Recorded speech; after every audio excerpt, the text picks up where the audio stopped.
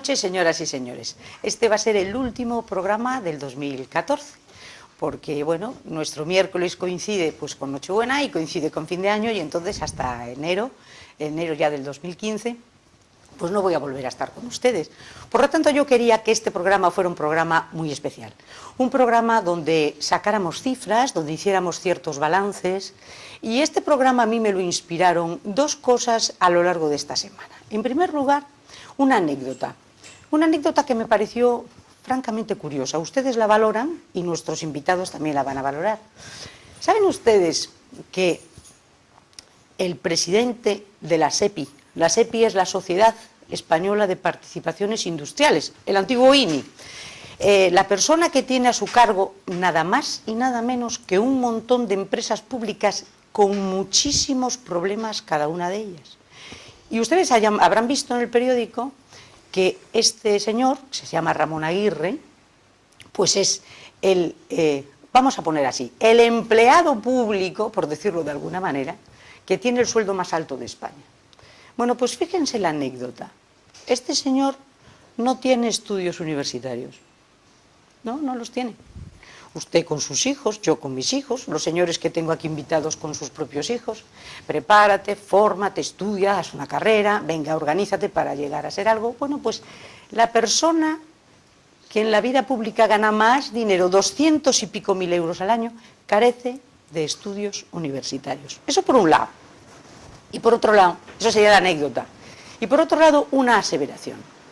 Una aseveración que casi yo les diría a ustedes aquí en confianza, le dijo la sartén al cazo. Una aseveración que viene del Senado. El Senado, ¿se dan cuenta? El Senado muchos pensamos que es simplemente un cementerio de elefantes. Es un sitio, bueno, donde poco hacen. Y no sé si será más o menos rentable el Senado, pero sé que nos cuesta 53 millones de euros al año, que son exactamente, se lo voy a decir en pesetas, 8.851 millones de pesetas al año. Es lo que nos cuesta el Senado. Pues bien, desde el Senado, con relación a nuestra Navantia, a nuestras reparaciones y a nuestro dique flotante, llegan las siguientes declaraciones. El dique flotante es inviable económicamente y se lo demuestro a quien quiera. Si divides el coste por su vida útil, se demuestra que es antieconómico. Y a su vez, califica de insensatez a los que continúen defendiendo esta construcción para la sección de reparaciones. Estas declaraciones, que no tienen desperdicio, las realiza Juncal en La Voz de Galicia. Abrimos el programa. Juan Gato, muy buenas noches. Hola, buenas noches. Juan Gato es alcalde de Narón. Ex. Yo digo, es alcalde de Narón. Bueno, pues con X. Alcalde de Narón. Y Ramón Yáñez. Hola, ¿qué hay? Ramón Yáñez es ingeniero naval y ha sido profesor de teoría de la empresa, de economía de la empresa. Yo soy ingeniero técnico naval y doctor en ciencias económicas. Y doctor en ciencias económicas y profesor en la universidad. Sí. Bien, ¿qué os parece la anécdota y qué os parecen las declaraciones? Bueno, empezou eu xa. Adiante os técnicos. Bueno, a afirmación é moi rotunda e parece no titular da Voz que é moi rotunda, pero a afirmación é unha falacia. Non é certo o que dice Juan Juncal, é inexacto. Calquer persona que sepa un pouco de economía sabe que a viabilidade de unha instalación non se calcula dividindo o custo desa instalación entre os anos de vida útil. Así, calquer estudante de economía sabe que se calcula o coeficiente da amortización. A amortización anual dun activo. Pero non demostra a amortización dun activo, non demostra se é viable ou non é viable. Para falar de viabilidade de un activo non hai que mirar o custo, hai que mirar, dividir cal é o beneficio que produce esa instalación entre o seu custo. Igual que cando deixamos diñeiro no banco, dicimos que me vas a dar un 3%, un 5%, un 1%, quer decir que para cada 100 euros nos dan un. Entonces estamos medindo o que nos dan entre o que poñemos no banco. E nunha instalación un activo de unha empresa temos que facer igual. Que beneficio produce entre o custo desa instalación? Por lo tanto, non se calcula a viabilidade económica polo coeficiente de amortización. Eso é unha insensatez impropia de unha persona que debería ter formación económica. Impropia. O sea, calquer profesor de economía aplicada que se lle dé ese tipo de resposta suspendería inequívocamente o alumno. Non ten ningún sentido, é unha barrabasada, é unha cousa que non ten ningún sentido. Por lo tanto, ainda me doi máis cando a continuación fais a postilla que te dicías, Pepa, califica de insensatez e además que se lo demuestra a cualquiera. Bueno, pues non demostra nada con esa afirmación, non? Bueno, como se calcula a rentabilidade? Decíamos, a rentabilidade se calcula dividindo o beneficio da instalación entre o custo. Bueno, supoñamos que o coste desa instalación son 200 millóns de euros. Supoñamos, un dique flotante.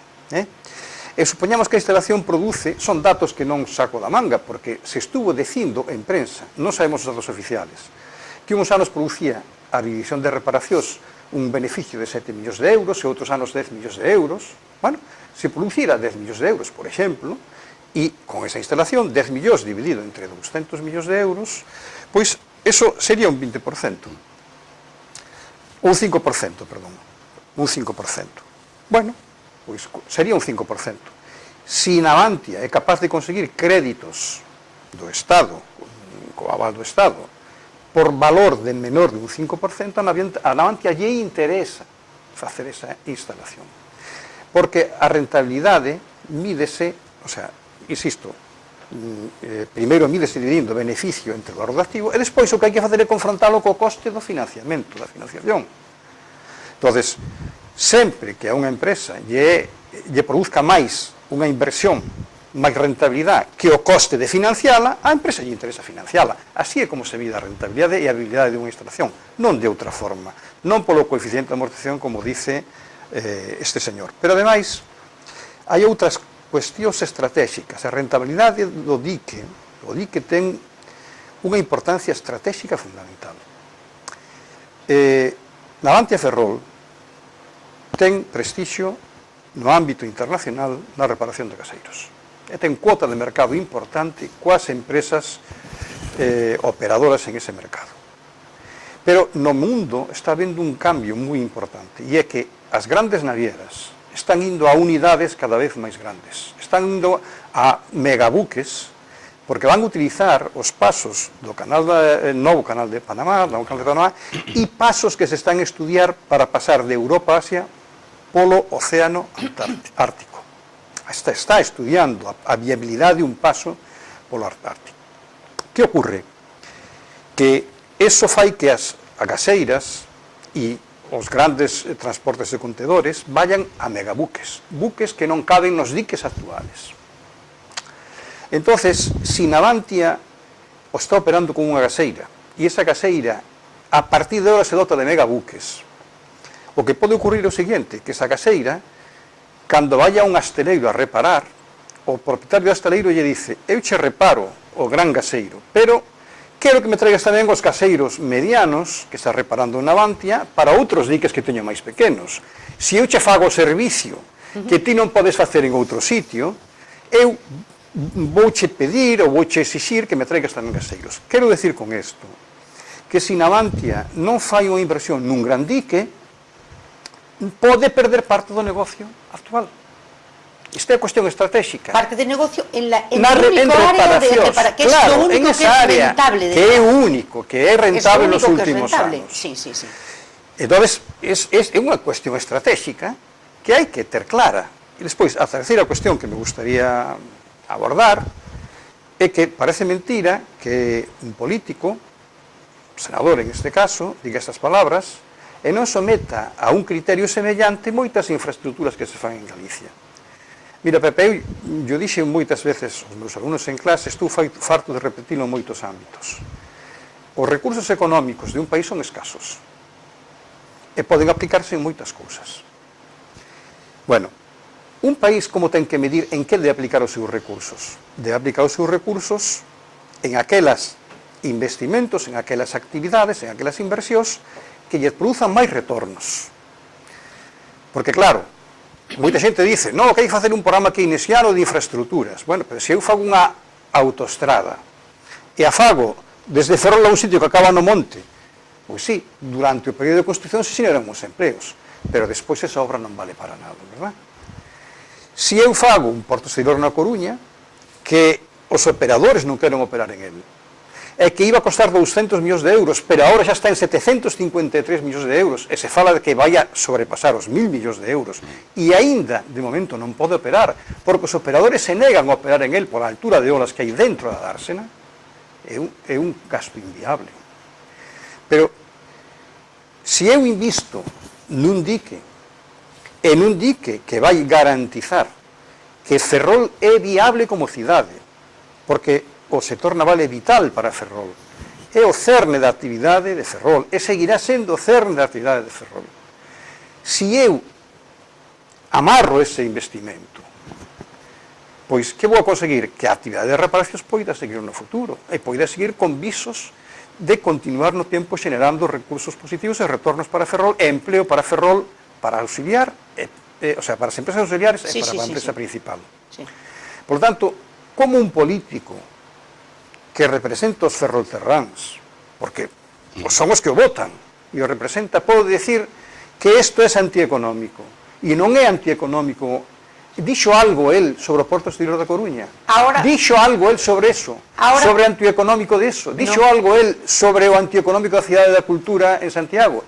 Dixo algo el sobre o antieconómico que é ampliar ao mesmo tempo os 3 aeroportos galegos e meter un tren de novo trazado que lle vai a sacar, según o propio presidente da Xunta, en 5 anos 540.000 pasaxeiros, polo tanto non ten sentido que para os meus pasaxeiros fagamos ao mesmo tempo un tren de alta velocidade e ampliemos os 3 aeroportos ao mesmo tempo. Dixo algo el de que a nova construcción de Santiago, o tren de Santiago, non tiña ningún sentido. O sea, este señor que representa os ferrolterráns dixo algunha vez que isto non tiña sentido en algún momento no Senado ou en algún medio escrito, o dixo? Yo creo que no, pero lo vamos a decir nosotros, porque vamos a repasar todas y cada una de esas infraestructuras que has hablado y para contemplar por qué se silencian las cosas y por qué en otras ocasiones se dicen. Juan, ¿por qué se silencian las cosas a veces y por qué se cantan? Bueno, en primer lugar, otras? quero dicir que estou totalmente de acordo co que dixo Yáñez. Totalmente. Unha parte do que che iba a dicir eu, xa o dixo el, non? Pero aquí hai un denominador común que esta comarca arrastra desde a democracia e que sigue agora e que o expliquei moitas veces. A comarca de Ferrol está vendida aos intereses partidarios que conveñan a Galicia ou o Estado español. Se aquí goberna o PSOE e en Madrid o PSOE, aquí non pasa nada. Aquí se cerrou Bastano, 15.000 familias pa calle, fomos de manifestacións, de viaxes, a Corporación de Ferrol, esa corporación siniestra, que eu lle chamo a siniestra, porque non se moveu, que era o Partido Comunista de Miramontes, os sindicatos, e o PSOE, é a corporación siniestra. Os sindicatos, eu sei, as asambleas de Astano, nos levaron todo porque estaba todo patado. Entonces, desde aqueles tempos, estou falando do 84, 83, non me acordo, que se me vai a memoria, Ferrol foi un cambio de corporacións sumisas aos intereses partidarios. E, polo tanto, eu tiña un estudio que lle comentaba ahora con Yáñez, pero de que no ano 2009, non teño máis, pero vos daba un economista, que é Lago, un amigo meu, en donde no ano 2009 se demostraba que a Coruña tiña 25 máis de investimento estatal que Ferrol. Santiago, outra animalada. Ferrol era a comarca inteira, con ser a terceira comarca de Galicia. Era a última en investimentos. Entón, todo o que Ferrol se ven é unha lamentación continua.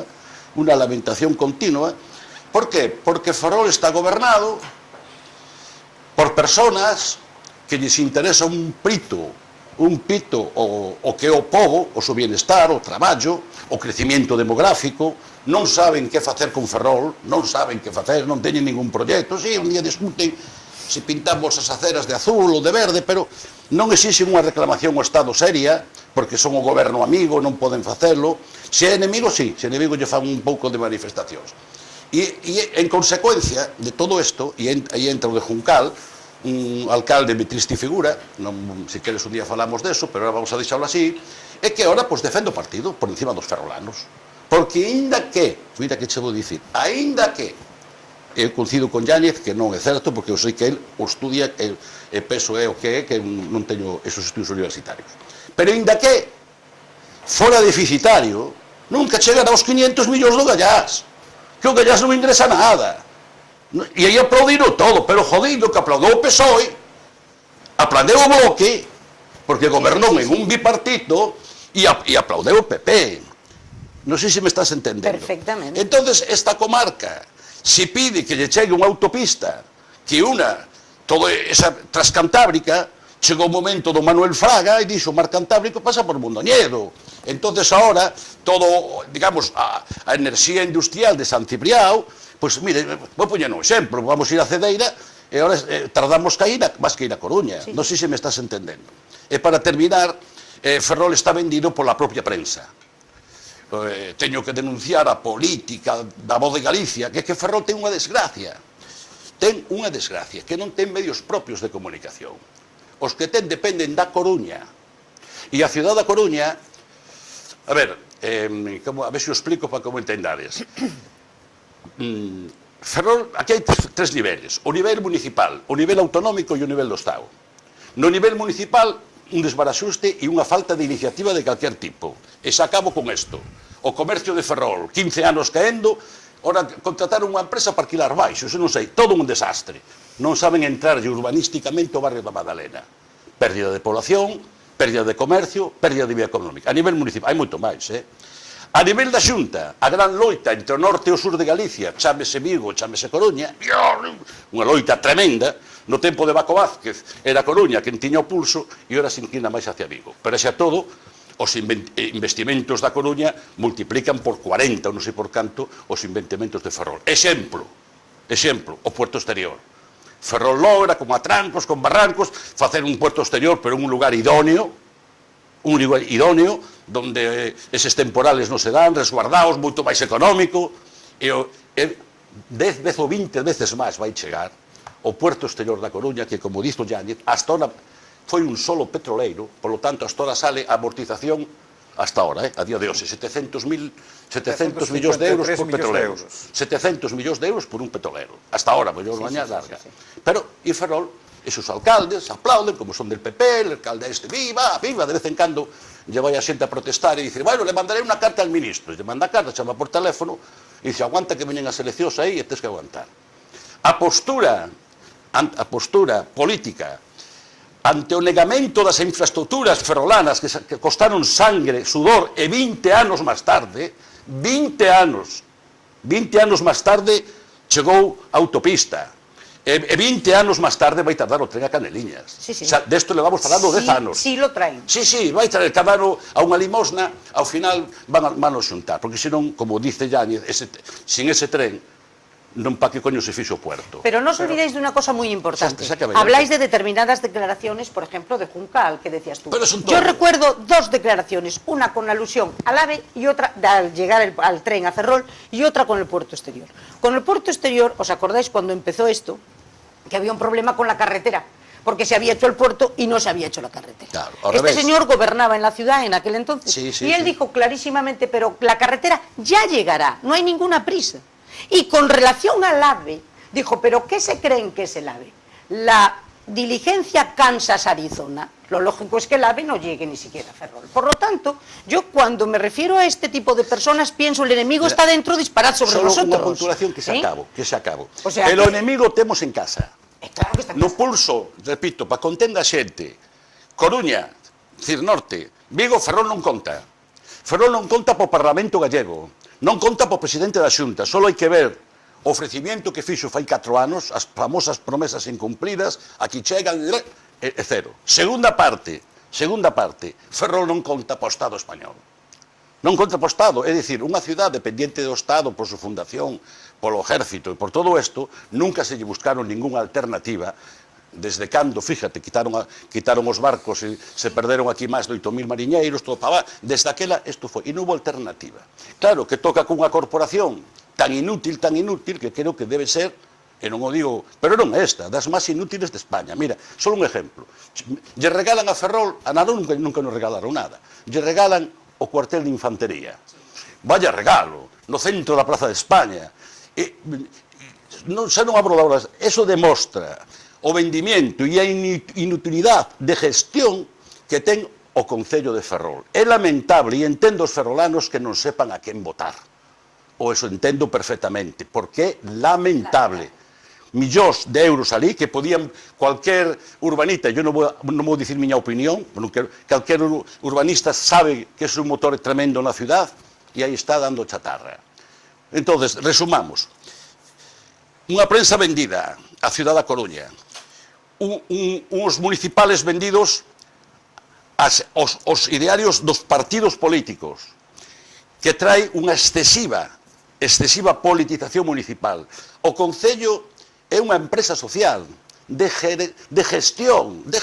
Aquí non vamos a discutir si los homosexuales se casan o si sube el IVA. Aquí vamos a discutir qué es lo bueno para mi ciudad. Non hai ningún proxecto. Segundo, un descabezamiento das inversións da Xunta levadas para outras partes de Galicia. Só digo sempre, se usted tes un amigo que fai 15 anos que non veu a Ferrol, o vai ter igual, vai a Santiago, a ver se te entendes, para entrar por subterráneos. Estou facendo así. Entón, unha Xunta que nos aleja é o Estado que non cumpre con sus compatibilidades. Entón, esta suma dá, lamentablemente, un negro futuro, como me decía antes Moncho, de falta de perder demografía, la está perdiendo a montones. E como Narón creceu e Ferrol non supo crecer, que somos dioses o que pasa, que son inútiles. Xa está, dicha Ramón que xa non me quento. Por precisar o tema do ferrocarril, a ver, a mí gustaría explicar a xente de Ferrol o importante que é iso. Ferrol ten que vivir da construcción naval e ten que vivir do seu porto. Ferrol é unha cidade fundamentalmente marítima e ten que vivir diso. E a diversificación industrial que se acaba de Ferrol ten que facerse alrededor desos eixos. O porto foi unha obra magnífica, pero ten un problema. Un porto, agora, no século XXI, ten que ser intermodal. E intermodal quere decir que si ven un transporte, o sea, si ven un contedor desde Madrid a Ferrol, ten que vir por ferrocarril ou por carretera e poder descargar eso dentro do barco. Por tanto, aquí en Ferrol hai unha polémica moi extendida sobre si o trazado norte, si o trazado sur. Tense vertido tinta, ten feito programas en esa televisión, todo o mundo opina sobre eso, un gran drama, si o norte ou o sur. A mí, eu son ferrolterral, non ferrolán. A mí deme igual que teña 2 pilastras ou 3 pilastras cando o tren pase pola cabana. Me dá igual, exactamente igual. Eu creo que eso non é, na miña opinión, a polémica en Ferrol. Na miña opinión, a polémica en Ferrol é algo que non está entre os agentes sociais ferrolanos, nin políticos, nin escrito na prensa nunca. É como salen os trenes cargados de contedores de Ferrol e para incorporarse á rede ferroviaria estatal teñen que pasar pola estación de Franza por un túnel feito no ano 1913 que está en condicións pésimas, que o vi apuntalado con eucaliptos, en condicións pésimas. Ten que pasar polo ponte de ferro de Pontedeume, que une Pontedeume por Cabanas, que cando pasa un tren un poquinho pesado ten que ir a 5 km por hora. Non pode, ningún operador vai a aceptar que eso sea un paso polos seus contedores. É dicir, Ferrol ten que exixir unha vía de ferrocarril, camiño de ferro, que comunique Ferrol coa rede ferroviaria estatal que permita sacar a mercancía de Ferrol e chegar a esa rede en 20 minutos, en 15 minutos ten que estar na Coruña. Por lo tanto, e é algo que non se está reivindicando en Ferrol, non é que os ferrolanos queiran, ou os ferrolterráns, un tren de alta velocidade, porque ao mellor é certo que para 50 pasaxeiros ou para 100 pasaxeiros non se xustifica, pero que non estamos a falar deso. Non é esa a cuestión. é que Ferrol sin porto non é posible no mañá. E para que haya porto, o porto ten que ser intermodal, ten que entrar o ferrocarril, e o ferrocarril ten que salir de Ferrol por unha vía propia do século XXI. Pero cuando están hablando de inversiones, se habla de que el ferrocarril costaría, el tren al puerto, 120 millones de euros. 120 millones de euros al lado de las cifras que ahora vamos a dar, que se han gastado en el puerto de La Coruña, porque a mí me interesa mucho, la gente en Ferrol a lo mejor no sabe la magnitud del puerto de La Coruña. El puerto de La Coruña, en principio, se aprueba en el 2004 en plena crisis del Prestige. Sí. Es una cuestión política. Sí. En este momento, el desastre del Prestige hace que haya un congreso extraordinario, un consejo extraordinario de ministros en La Coruña. Paco Vázquez está allí y están Aznar y Fraga. Y entonces entre ellos llegan a la conclusión de que ese puerto de La Coruña se va a hacer en Langosteira, cuando se estaba finalizando ya el puerto de Ferrol. El puerto de Ferrol ha costado 183 millones de euros. Más 120, que sería el ferrocarril, para ponerlo operativo. 183 más 120. Pero entra La Coruña. Y La Coruña lo que pretende es hacer un gran pelotazo urbanístico, que es recuperar toda la zona del puerto y hacer allí una maravilla, una segunda ciudad de La Coruña, allí forrarse tu hijo de vecino, y todo lo que está en el puerto de La Coruña llevarlo a Langosteira. Pero eso ¿qué ha generado? Que el puerto de La Coruña es la inversión más cara que ha habido en Galicia. Y ahora atentos a las cifras. El puerto de La Coruña, que lo tengo por aquí, ha llegado, como tú muy bien dijiste antes, a superar los 1.000 millones de euros. Va a llegar, sí. 1.333 millones. El presupuesto inicial era de 479. La obra la entregaron, la primera y la segunda etapa ya costó 595, ya había un sobrecoste. Pero es que ahora Fomento ha hecho el presupuesto hasta el 2016 de 743 millones más, puestos encima de la mesa. ¿Saben ustedes lo que son 743 millones de euros? Pues son 124.081 millones de pesetas. El total de ese puerto, cuando está en condiciones, sin contar el ferrocarril y sin contar la autovía, ascenderá a 1.338 millones. Son 222.108 millones de pesetas. Eso es lo que está encima de la mesa en el puerto de La Coruña. Quero che ler, Que disparate. quero unha cousa que eu recollín en Un artigos, puerto antinatura, en Ramón. artigos de prensa. Un artigo do País. Vou no ler en castelán por Sí. non traducilo. Dice que esta última obra, se fala de unha ampliación de 47 millóns de euros, es la más relevante del tramo final del faraónico proyecto. Por ejecutarse contra la fuerza de la naturaleza, en una de las zonas de la costa gallega donde más golpea el mar, y las olas alcanzan alturas récord, que hasta superan su escollera. Sí, señor. El puerto herculino necesita cerrar todavía más la gigantesca dársena artificial. Ahí viene la tercera fase. El país. Tras tal es la encrucijada en la que se halla la infraestructura llamada a convertirse en un puerto refugio, que o bien reduce el movimiento de su lámina de agua, que en tanto temen las navieras, o se arriesga a sufrir otro ridículo perdiendo operaciones como el embarque del último buque de Navantia, que al final se desarrolló en la ría de Vigo. Exactamente. Así lo reconoce el propio puerto de A Coruña en el comunicado emitido esta semana al referirse al objetivo de dicho contradique: completar el abrigo de las aguas, alcanzar la plena operatividad del puerto exterior y permitir el traslado de todos los tráficos previstos a las nuevas instalaciones. En resumen, que 9 años después de iniciarse su construcción, la viabilidad de la mastodóntica terminal sigue en entredicho al depender ahora de la ampliación de un muelle, después de llevar invertidos 753 millones de euros. Bien, El país. fijaros. Dinero, No, pero vamos a ver. dinero y dinero.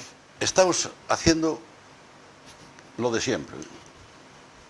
Le estamos poniendo, y desde aquí lo hacéis muchas veces, al pueblo ferrolano y a donde llegue la cuestión, realidades enormes, que las ven, cualquiera las puede atopar. Es decir, que ahora mismo, entre 1.200, 1.300 millones, esto, a ver, hay un país riquísimo en el mundo que creo que todo el mundo cobra sin trabajar, que es Dubái. Pues ni ese país tan rico del mundo se permite hacer estas animaladas que se hacen en Galicia, que no quiero entrar en el resto de Galicia, 3 aeropuertos, mucho tal. Vamos a hablar de esta comarca. Y esto ya lo ve la gente. La gente ya ve la falta de infraestructuras, del tren, ¿qué remedio le podemos? No podemos seguir la Ferrolterra, arrastrándonos cada vez más, porque yo creo que estamos todos convencidos, repito, aunque ese dique, que mejor sería hacer un gran dique fijo en tierra, dique seco, un dique seco enorme, e gastar aí a miña teoría de se hai moito gastar aí 100 tempo millóns sobre e eso. punto de deixalo xa, pero bueno, se non vamos por aí, pero se aunque teña unha pérdida, digamos, a ganancia social é tremenda. Eu defendín nos anos 80, 84, 86 e contra o comité moitas veces da Bazán que o futuro e o rendimiento para Ferrol, máis que a nova construcción, que tamén o é, por suposto, era reparacións. Porque reparacións deixaba máis insumo, é dicir, máis gasto aquí, veñen xente, os armadores, os mariñeiros, os hoteles, era distinto. E moitas das obras de reparacións non facía ter un aparato novo electrónico de Estados Unidos, o reparaban aquí. Eu só defendía eso, non? Pero entonces, que lle pasa a esta comarca? Que ten para ser a peor comarca de toda Galicia? E eso, eu xa vou cansado de dicilo. Non sei se falo pa xente normal, a mellor o anormal somos nosotros. Eu falo únicamente coa convicción, e eso nadie me pode quitar, de que en 30 anos, en un concello que era unha aldea, pasou de 20.000 casi a 40.000 habitantes. E aí está, con todos os seus errores. E aquí se pasou de 90.000 a 70.000. É baixando. Pero que teñen que facer os ferrolanos? Eu creo que teñen que manifestarse, salir a rúa, pero contra todos. Outro día vi unha cefallada, pero claro, levar unha pancarta, e deixarlle o concello, vou facer unha tontería, que é unha exageración, a que o goberno do Estado. Porque como ademais aquí non se sabe facer cousas propias, is que non me dan, pero que nos diron a nosotros? Non sei se me entendes, para facer un polígono industrial non facía falta ser do PSOE nin do PP.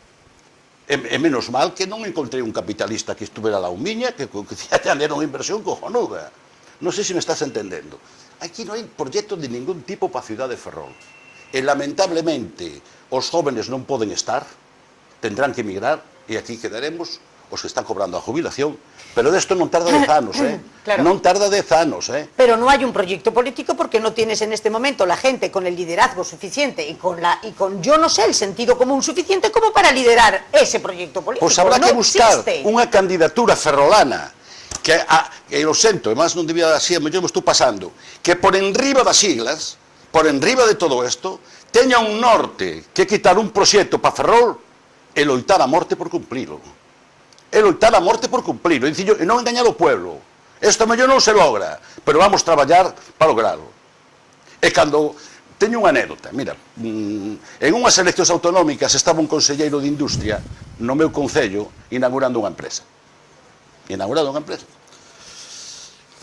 dos Planciz, daqueles planes que había despois da reconversión, non? E entonces había ali un grupo me dixeron uns pequenos empresarios e tal, un comerciante que querían falar con el. E lle dixen, pois non te preocupes, que xa lle digo eu, a inauguración son 10 minutos. Entonces fun e lle dixen, mira, conselleiro, están aí fora, mira onde son, pois son de Narón e de Ferrol e tal, nada. Pero non o recibeu, deso nada, aquí non hai empresarios, deso nada. Oye, es que están cercas autonómicas. E me dixo, nos sobran os votos. Nos sobran los votos. Nos sobran los votos por las orejas. Ferrol é unha reserva de votos. O digo por miñas fillas. Un caladeiro. Tendes? Solo frenemos Narón. Narón lle puxemos o freno. E lle dixemos, aquí non pasas, non levas esta política. Pero non é vergonzoso que cando veo o Prestix, autopista en Ferrol, atrazaron ese bienio comunistas, socialistas e todo e onde se entraba na autopista? Tiñes que ir ao muelle, ou senón, tú fíjate, a entrada de Ferrol, que ven alguén de fora, meténdose por Cañido, non sei por onde, pola calle dos Mortos, pero onde está? E nós, os da aldea, que éramos as conexións, fomos aproveitando ese Consello de Ministros, me fun ao día seguinte a Coruña, a Dirección General de Fomento, levándolle os monos, que se chama, anteproxectos que tiñamos nós feito no Concello para dicirlle, fai falta unha entrada no polígono da Gándara aí, unha salida para Ferrol. Fai falta conectar o río do Pozo, porque as autopistas son arterias para levar, digamos, o proceso económico, levar vida, non son para ir ás playas, Por eso estou cabreado de cando se gastan tantos millóns en ir á playa de Sanxenxo, que me parece ben que tendrán dereito, e temos toda a zona norte de Galicia no siglo XIX case. Entonces, que ten a discusión que hai que facer aquí un día con reflexión? A min, cando vexo aquí ao PSOE, a un, a outro, non vou dicir os nombres, os do PP, eu me río na casa. Porque todos son pim-pim, el pim-pom, tú tes culpa, tú te... A ver, o barrio da Madalena, a donde vai quedar? Dimo sinceramente, ruinoso. E siguen co mismo problema urbanístico. Non deixan rectificalo, non teñen idea. Deixaron hundir o muelle. O muelle non queda nadie ali. Peligro, zona de peligro. Non sei como non lles dá vergonza vallar todo e meter aos turistas que veñen no transatlántico por outra zona. Pero son eles os responsables, non é o Estado, non é a Xunta. Son ellos. Pero son todos. Porque parece mentira que Ferrol, eu son ferrolano, polo tanto non quero renegar do que soy, non parira ningún gestor. Non parira ningún gestor. O Juncal quixo ir a política, aí está. Este que ahora está deseando medrar, o outro a colocarse. Ningún gestor. Es que yo lo que observo es que todos, tanto unos como otros, no sirven a su pueblo. Se sirven de su pueblo para hacer unas carreras estupendas. Exactamente. Ramón. Bueno, desgraciadamente... É un tema político que me metí máis, ele é máis técnico, pero non ten toda a razón do mundo. Si queredes que fale un pouco de política, desgraciadamente, Ferrol é unha terra históricamente de políticos que chamamos cuneros, non? O sea, que utilizaban Ferrol como unha cuna, como unha lanzadeira para colocarse en Madrid. E sempre foi así, foi no históricamente, foi no século XIX, foi no século XIX, non? Sí, señor. Todos temos na cabeza os políticos ferrolanos foron facer carreira a Madrid, de unha ou outra forma, non? Se repite la historia. Se repitiu a historia. Oye, Pablo Iglesias é ferrolano e fixo carreira en Madrid, o general Franco era ferrolano e fixo carreira en Madrid, e, bueno, os líderes de Comisións Obreiras e ferrolano foi facer carreira a Madrid, e todos van facer carreira a Madrid. O sea, é o triste signo dos ferrolanos. Entonces, utilizan Ferrol como unha plataforma para ir a Madrid. Pues a lo mejor lo que estaría estupendamente es que todo el mundo nos quedáramos en casa y que aquí no fuera a votar ni el pupas. No, eso sale con 4 votos, eso es imposible. No, digo yo, que la gente dijera, señores, pero es que ¿a quién le voy a dar yo el voto? ¿A quién? ¿Para que me lo sigan chuleando? Sí, claro. Perdona un momentito, pero grave é que os medios sociales, capas sociales, sindicatos, medios de comunicación e partidos políticos están de acordo con isto. Sí, sí. Claro. Hecho, digo, a mí como xa me fungan, outro día unha manifestación pola e ven os do PP diante, cos sindicatos, fai 4 meses, ven aquí, pero que isto onde estamos, compañeiros? Pero os sindicatos, cando puxeron en cuestión esta situación que estou a falar? Nunca. No, desgraciadamente en ese tema... Bueno, entende máis eu que... Oye, y ahora menudo chollo que han encontrado. Porque ahora han encontrado el chollo de que, oye, como no vengas a votar, vienen los de Podemos. Y menudo chollo. Pues a mellor, perdona. Menudo chollo han encontrado. Pues a mellor ten que vir esa ola. A lo mejor, claro. Porque eu non digo, a ver, falamos de Podemos, ou fala moita xente, non vou entrar en esa política. Pero peor que estes non existen. Para a ciudad de Ferrol, para o desarrollo de teu fillo, do meu e de meus netos, para a miña vivencia. Me dá pena chegar ás 9, debían de poñer non sabes como hai eso que poñen nas carreteras para saber os coches que entran e salen, que hai, pois debían de poñer na calle Real, por poñer un exemplo, un contador de pasos, e en mellor van 50 personas, non se dan conta do que están facendo, entonces a mí vale calquera. Mira, eu quero vou recordar uns datos que publiquei hai pouco en prensa, pero que non son moi... o sea, non foron moi comentados en Ferrol, penso eu. ¿Me perdonas un segundo? Sí. Vamos a la publicidad y volvemos con los datos.